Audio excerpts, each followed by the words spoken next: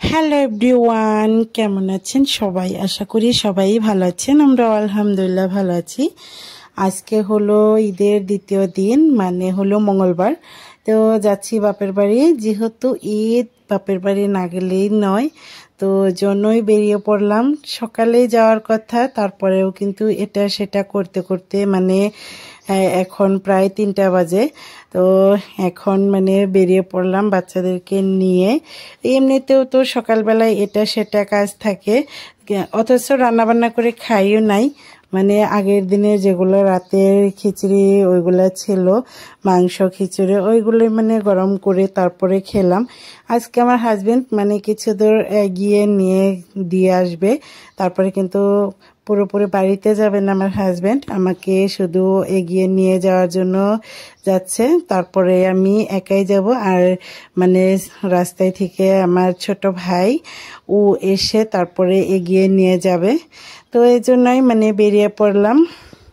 আগে বাড়িতে গিয়ে দেখি, এমনিতে রাস্তায় একটা মানে আমি আগেও ব্লগে দেখিয়েছি যে সাংঘর ওই রিসোর্ট আছে, তো ওখানে যাওয়ার কথা আছে। তো এই দেখুন, আসার পরই দেখছি অনেক দূর আগের থেকেই মানে পুরা গাড়ি মোটরের ভিড়। তো আমার হাজবেন্ড বলছে দেখি যদি যাওয়া যায় তাহলেই যাব। আর ওই হোটেলটা এমনিতেও তো উপর সাইডে মানে চাংঘরের মতোই। ওইখানে যাওয়ার জন্য মানে আমরা এগিয়ে যাচ্ছিলাম, আর হাজবেন্ড বলছিল যদি খুব বেশি ভিড় হয় তাহলে যাওয়ার দরকার নাই, যেদিন নিয়ে আসবো ওই দিন যদি সম্ভব হয় তাহলে ওই দিন নিয়ে যাব ওটার ভিতরে। তো আজকে যেহেতু ঈদের পরের দিন, আজকে এমনিতেও অনেক বেশি ভিড়। আর ঈদের দিন এখানে মানে এই রাস্তায় একটা অ্যাক্সিডেন্ট হয়েছিল, ওই জন্য কিন্তু ঈদের দিন এটা বন্ধ করে দিয়েছিল।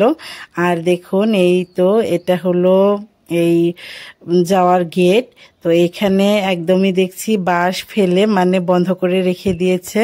ভিতরে যেগুলো মানুষ গিয়েছে ওইগুলা মানুষ বের হলে তারপরেই কিন্তু মানে অন্য মানুষ মানে ঢুকতে দিবে। আর নিচে ওই চাংঘরের নিচে একটা ডেকোরেশন করে জায়গা বানিয়েছে, ওইখানে মানে খাবার দাবারও করতে পারবে, তারপরে ওখানে তার মানে ইয়াও করতে পারবে। ওখানেও ডেকোরেশন করা হয়েছে পিকচার ওঠানোর জন্য, মানে যারা ফটোশুট করতে চায়। তো এই তো এইভাবেই মানে ওখান থেকে তো চলে আসলাম, যাওয়া সম্ভব হলো না। তারপরে ওখানে আমাদেরকে নিয়ে ওই ব্রিজের উপরে, করারকুম ব্রিজ, ওটার উপরে দাঁড়ালাম। আর এখন আমার মেয়ে বলছে ঘোলা খাবে। তো মেয়ে খাবে যদি, ওটা দেখে তোমার বাবাটার আর না খেলে চলবেই না। তো বাবাটাকেও খাওয়িয়ে দিচ্ছিলাম আমি।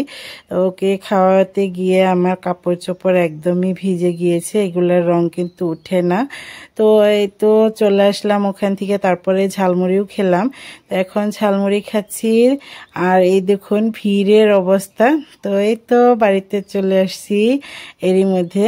আম্মুকে এসেই বলছি যে খাবার দাবারের কি ব্যবস্থা করেছো, আমি মাছ মাংস কোনো কিছুই খাবো না, আমাকে একদমই সাদা ভাত আর সিম্পল কোনো কিছু দাও, ভর্তা সর্তা ওইগুলাই। তো আমি কিন্তু মাংস খাবো না, এই 2 দিন মাংস খেতে খেতে একদমই অবস্থা খারাপ।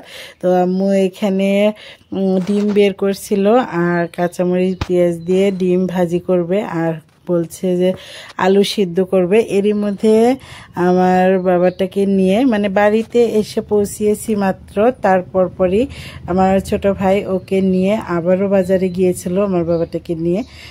ওখান থেকে মাছ নিয়ে আসছে, কাঁচামরিচ শেষ হয়েছিল ওটাও নিয়ে আসছে।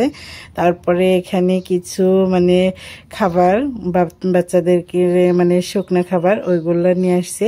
এদিক থেকে আমার আম্মুর কিন্তু কিছু রান্নাবান্না মানে আলু ভর্তা আর ডিম ভাজি এগুলো হয়ে গিয়েছে, আলু ভর্তা বানিয়ে নিচ্ছে এখন আমি আমার মেয়ে মানে এগুলো দিয়েই ভাত খাবো। আর যদি বাবাটাই খায় তাহলে খাওয়াবো। ও কিন্তু ঈদের দিন থেকেই মানে কোনো কিছুই তেমন খেতে চাচ্ছে না। এই তো ওগুলো খাওয়া দাওয়া শেষ করলাম। এখন আম্মু আবারও গরুর মাংস রান্না করছে। আমার মেয়ের আবার আলু বলছিল যে আলু দিয়ে গরুর মাংস খাবে, ওই জন্য আম্মু আলু দিয়ে গরুর মাংস রান্না করছে। তো এগুলো দিয়েই মানে এমনিতে তো আসতে আসতে 4টা 4:30 বেজে গিয়েছিল।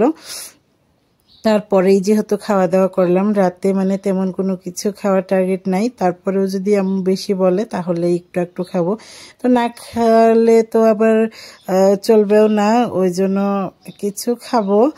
আর খাওয়ার সময় তেমন কোনো রেকর্ড করা হয় নাই। এই দেখুন আমার মেয়ে আর বাবাটাই কি খেলাধুলা চলছে, ওরা আসার পরই আজান দিচ্ছিল। তো ওরা 2 ভাই বোনে খেলাধুলা করছে। আর খেলাধুলার পরে আমরা এরই মধ্যে কিন্তু খাওয়া দাওয়া কমপ্লিট করেছি। এই তো খাওয়া দাওয়ার করার পরে এখানে কিছু কষানো মাংস আর এখানে আলু আর মাংস তরকারি যেটা ছিল ওটা মানে শেষে রয়ে গিয়েছে। এটা হলো পরের দিন সকালে এখানে খেজুর দিয়ে তারপরে কাজু কিশমিশ দিয়ে পায়েস বানিয়েছে আম্মু। আর মাছ রান্না করেছে চাল কুমড়ো দিয়ে, আর এখানে করলা ভাজি করেছে। এই তো আজকের ভিডিও এ পর্যন্তই, দেখা হবে নেক্সট কোনো ভিডিওতে। ততক্ষণ পর্যন্ত ভালো থাকবেন, সুস্থ থাকবেন, আমাদের জন্য দোয়া করবেন। আজকের ভিডিও এ পর্যন্তই, আল্লাহ হাফিজ।